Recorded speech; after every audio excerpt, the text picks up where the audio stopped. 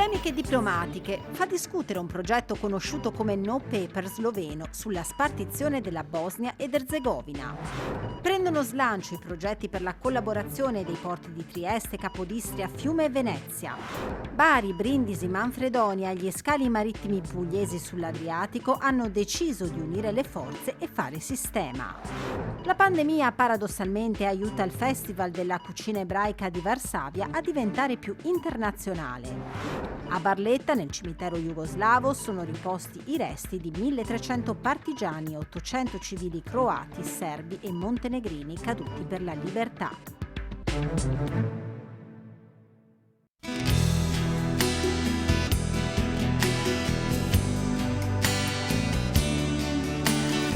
Un pasticcio diplomatico. Fa discutere nella ex Jugoslavia e nelle cancellerie europee la notizia secondo cui dalla Slovenia sarebbe stato inviato al Consiglio europeo un non-paper, un appunto di un progetto diplomatico senza intestazione né firma sulla possibile spartizione definitiva su base etnica della Bosnia ed Erzegovina. Il documento, che nelle cancellerie europee è conosciuto come progetto sloveno, propone la divisione della Bosnia lungo le linee tracciate dalla pulizia etnica degli anni 90. La parte del paese controllata dai serbi sarebbe annessa alla Serbia, l'Erzegovina alla Croazia. Si prevede anche l'annessione del Kosovo all'Albania. Il progetto, secondo gli anonimi estensori, dovrebbe portare a termine la stabilizzazione della ex Jugoslavia. Il premier sloveno Janez Janša ha smentito di essere l'autore del progetto, una smentita che ha convinto pochi, contraddittorie anche le smentite del Consiglio europeo. Hanno reagito praticamente tutte le capitali del mondo, tutti i giornali del mondo hanno cercato di capire cosa voleva dire questo papiro, chi è il mandante e da dove è spuntato. Gli unici che non hanno reagito sono stati gli Stati Uniti d'America, che hanno affermato attraverso il portavoce dell'ambasciata americana a Sarajevo che gli Stati Uniti d'America non vogliono la dissoluzione della Bosnia, ma stanno fermamente dalla parte di uno Stato dentro i confini definiti dagli accordi di Dayton. Janša, in occasione delle recenti elezioni americane, su Twitter tifava per Trump, definendo Biden uno dei presidenti più deboli della storia. Il presidente sloveno Borut Pahor, in visita a Sarajevo, aveva chiesto ai membri della presidenza bosniaca se una spartizione pacifica del paese fosse possibile. Il capo dello Stato sloveno, scoppiata la bufera diplomatica, ha ribadito il sostegno all'integrità territoriale della Bosnia ed Erzegovina, affermando che la domanda sulla spartizione era dettata dalla preoccupazione in merito a queste idee. Ljubljana cerca di potersi definire leader regionale e, accontentando su base nazionalista i leader locali, porsi come punto di riferimento per il loro futuro a Bruxelles, sia in ambito europeo sia in ambito NATO. La Bosnia ed Erzegovina non è uno Stato funzionale, i meccanismi di garanzia concordati a Dayton bloccano l'efficacia dell'apparato statale, favorendo fenomeni corruttivi, una situazione tragica in periodo di pandemia. Il non-paper però propone l'accettazione dei risultati ottenuti con la pulizia etnica. È un problema che va risolto. Certo che se l'Unione Europea ritiene di risolverlo smembrando lo Stato fra potenze vincitrici di una guerra condannata da tutti i tribunali internazionali, ma soprattutto smembrando una federazione multietnica, multiculturale, multireligiosa, in quel caso l'Unione Europea calpesterebbe i suoi stessi principi fondanti. Il non-paper nasce in un contesto politico in cui si tende ad accentuare l'idea di sovranità nazionale anche a scapito di valori quali lo Stato di diritto o la libertà della persona. La Slovenia dal 1 luglio per un semestre presiederà l'Unione Europea.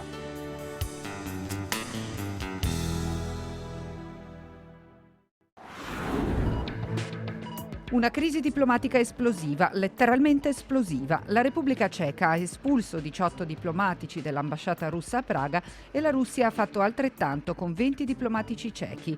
Lo scontro è iniziato quando Praga ha accusato il GRU, lo spionaggio militare russo, di essere responsabile del sabotaggio della polveriera di Vrbice. Nell'esplosione del deposito di munizioni, nell'ottobre del 2014, morirono 2 lavoratori. Inizialmente si era pensato a un incidente, ma nel corso dell'ultimo anno la polizia ceca ha raccolto prove che dimostrano che si sarebbe trattato di un sabotaggio compiuto dall'unità 29155 del GRU, la stessa accusata di aver avvelenato Sergei Skripal e sua figlia in Inghilterra nel 2018.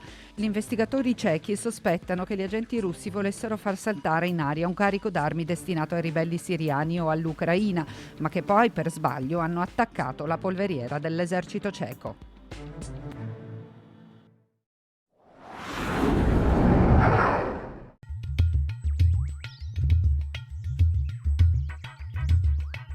Alleati e concorrenti cooperano a livello istituzionale, competono su quello commerciale. I porti di Trieste, Capodistria Koper e Fiume Rijeka sono i vertici di un triangolo la cui superficie è grande quanto la provincia di Prato, ma che insiste su 3 stati: Italia, Slovenia e Croazia. Le 3 autorità portuali fanno parte da 11 anni del NAPA, l'Alleanza dei Porti del Nord Adriatico, che comprende anche Venezia e Ravenna. Alleanza che ha subito uno stop, basta vedere il sito, l'ultimo aggiornamento è del 2017. Ma 4 anni dopo, con una pandemia di mezzo, le cose stanno per cambiare. Stiamo cercando di ravvivare questa associazione in un momento in cui ci sono una serie di incontri importanti tra i paesi nord adriatici, quindi su questo stiamo lavorando insieme chiaramente a sloveni e croati, con la guida del porto di Venezia che in questo momento ha la presidenza del NAPA, proprio per essere uno strumento importante di relazione diplomatica, visto che la diplomazia sta finalmente prendendo atto dell'importanza della portualità, dello spazio marittimo e quant'altro. Zeno D'Agostino è il presidente dell'autorità di sistema portuale del Mare Adriatico Orientale che riunisce Trieste e Monfalcone. Al di là della cooperazione istituzionale fra autorità portuali, spiega, noi abbiamo fatto una scelta precisa di collaborazione verticale piuttosto che orizzontale e che guarda in particolare alle altre realtà della regione Friuli Venezia Giulia. Collaboriamo in maniera verticale, cioè collaboriamo molto con chi fa attività che sono appunto complementari alla nostra, quindi gli interporti, quindi le zone industriali, quindi i punti franchi. Quindi c'è questo tipo di propensione che tra l'altro ci ha permesso di sviluppare numeri importantissimi dal punto di vista ferroviario. Rispetto agli altri 2 porti vicini, Trieste ha una forte vocazione petrolifera, è il primo porto petrolifero del Mediterraneo. Da qui parte l'oleodotto transalpino che serve Germania, Austria e Repubblica Ceca. C'è invece concorrenza fra le imprese che lavorano sui 3 scali nel traffico dei container. Sebastian Schick è il responsabile delle relazioni esterne del porto di Capodistria Koper. Dal punto di vista commerciale probabilmente saremo sempre concorrenti, però questo non vuol dire che sia un male, nel senso la concorrenza ci fa migliorare, però ci sono altri campi, altri punti di vista dove invece si può collaborare, in mente o soprattutto l'ecologia o la sicurezza dei porti, anche diciamo l'informatica. Sulla sicurezza in mare, i 3 paesi aderiscono anche a un progetto europeo per il quale è stata organizzata nel 2019 una grande e spettacolare esercitazione congiunta nel porto istriano di Pola, una simulazione di intervento su un traghetto in fiamme. I ministri degli esteri dei 3 paesi, in un recente nuovo incontro trilaterale in Slovenia, hanno ribadito l'intenzione di rafforzare la cooperazione fra i porti. Ma a mancare sono le infrastrutture. Non c'è una ferrovia che collega Trieste e Capodistria, che distano solo 20 km, mentre sul progetto di Lubiana del raddoppio del binario della Capodistria di Vaccia in territorio sloveno, che punta a far crescere il porto di Capodistria, ci sono le forti perplessità da parte italiana per le ricadute ambientali nella Val Rosandra, al confine fra i due paesi. Noi oggi abbiamo una grande occasione, quella di creare questo grande corridoio fra l'Adriatico e il Tirreno per arrivare nel cuore dell'Europa senza circumnavigare la penisola. È anche per questo che 5 porti della Puglia hanno deciso di fare squadra fondendo 3 autorità portuali diverse che si affacciano sull'Adriatico: Bari, Brindisi, Manfredonia. Nel giro di poco tutto è cambiato.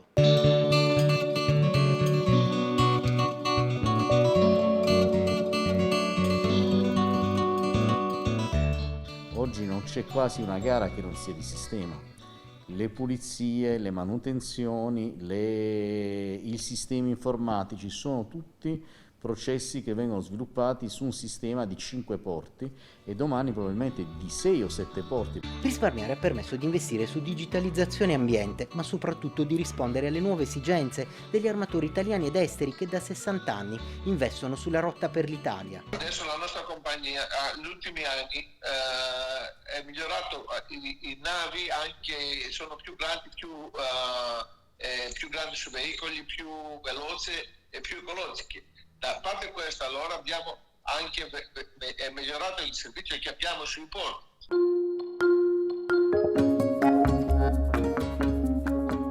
Il primo obiettivo, fare sistema, sembra ormai raggiunto sul territorio della Puglia. Nella squadra manca solo lo storico porto di Molfetta e si lavora per rendere l'autorità di sistema portuale dell'Adriatico meridionale attraente anche per altre regioni, a partire dal Molise. Ma per fare questo bisogna diventare sempre più competitivi e si investe sulla sburocratizzazione. L'aggiudicazione proprio in questi giorni di un finanziamento di poco meno di 5 milioni permetterà di raggiungere un altro traguardo nei prossimi mesi: l'eliminazione delle pratiche su carta, anche perché le operazioni di sdoganamento ormai iniziano già quando le navi sono ancora in mare. E questa è la strada da percorrere, perché attraverso questa interfacciarsi tra le varie autorità, digitalizzare queste procedure non fa altro che bene all'aumento e alla circolazione delle merci.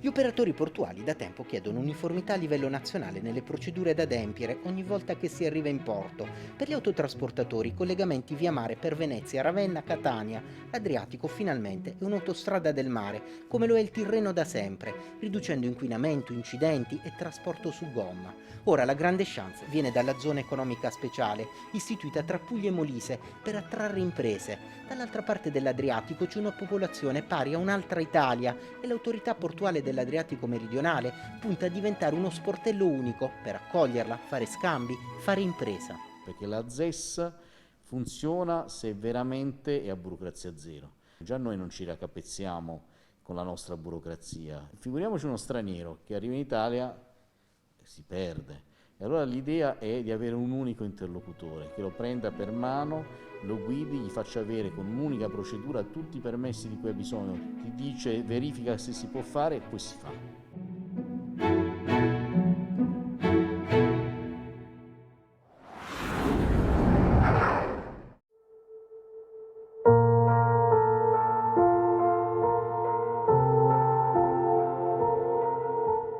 Una pagina non certo dimenticata, sicuramente meno raccontata, quella del sacrificio di migliaia di militari delle forze alleate che combatterono al fianco degli italiani fino al fatidico 25 aprile, data che segnò l'inizio della liberazione dalla ventennale dittatura fascista e dall'occupazione nazista. Un sacrificio onorato con luoghi eretti a memoria delle generazioni a venire. Sacrari, ossari, mausolei, cimiteri di guerra assolvono il compito di sacralizzare la memoria e l'esempio di chi diede la vita per l'ideale di libertà, bene supremo, di cui oggi possiamo ancora disporre e beneficiare.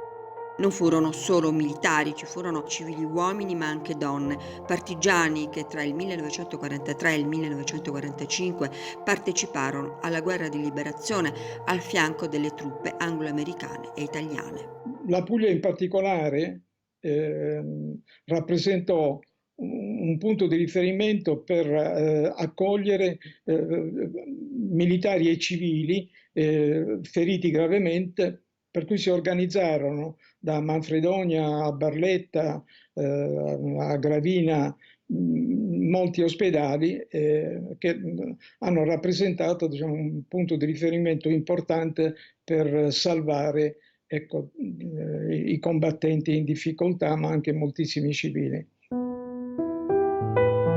La Puglia custodisce resti di migliaia di loro.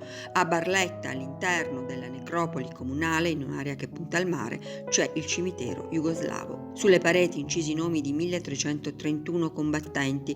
Di questi 826 salme furono trasferite in Puglia. Degli altri, caduti o deceduti nelle diverse località italiane, si è persa ogni traccia. Alla fine degli anni 60 si giunse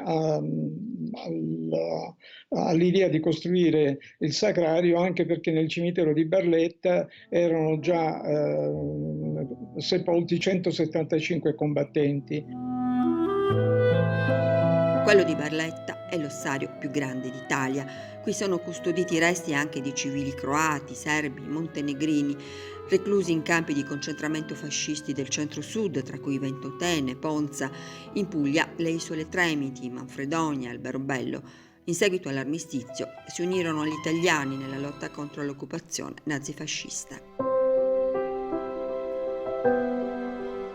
Una pagina meno raccontata della storia è proprio quella della presenza femminile, non soltanto nei campi di concentramento fascisti, ma anche nei campi profughi che dopo l'8 settembre accolgono queste ex internate jugoslave che erano arrivate in Italia dopo l'aggressione italiana in Jugoslavia del 1941. In Puglia donne jugoslave vengono accolte nei campi delle Tremiti, di Altamura, Gravina, ma anche di Manfredonia, e qui molte donne vengono addestrate al combattimento. È importante ricordare i battaglioni femminili che si creano nei campi pugliesi. Il sacrario militare dei caduti d'oltremare a Bari, che preserva anche un museo di cimeli, custodisce 70.000 spoglie di militari italiani caduti in Africa, nei Balcani, in Grecia e nei campi di concentramento del Terzo Reich. Qui furono trasferiti i resti di migliaia di connazionali massacrati dai nazisti a Cefalonia, a Corfù, nelle isole dell'Egeo, in Jugoslavia e in Albania. Il cimitero di guerra britannico alle porte di Bari accoglie le spoglie di oltre 2.000 caduti del Regno Unito. Più a nord, a Casamassima, la necropoli con i resti di quasi 4.000 militari del corpo di spedizione polacco in Italia. Questi luoghi, come il cimitero di Barletta, devono essere tutelati, perché attraverso la tutela fisica del luogo si può ricostruire, si può rafforzare una memoria storica. Per noi tutti è importante riconoscere quali sono gli ideali e i valori per cui ancora oggi vale la pena combattere.